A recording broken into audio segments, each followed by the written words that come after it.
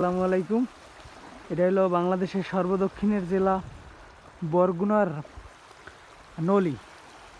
তো এখানেও আমরা একটা মিনি কুয়াকাটা পাইছি। এখানে ঢেউ আছে, পানি আছে, সমুদ্রর কিছুটা ফিল পাওয়া যাইতেছে। আর জায়গাটা সুন্দর, যেদিকে একটু দেখেন, এদিকটাও অনেক সুন্দর। এই সামনের যে জায়গাটা এইদিকের সামনের জায়গাটা আরও সুন্দর আমি দেখছি। আপনাদেরও একটু পরে দেখাবো। এই যে এইদিকের জায়গাটা ঠিক এইরকম।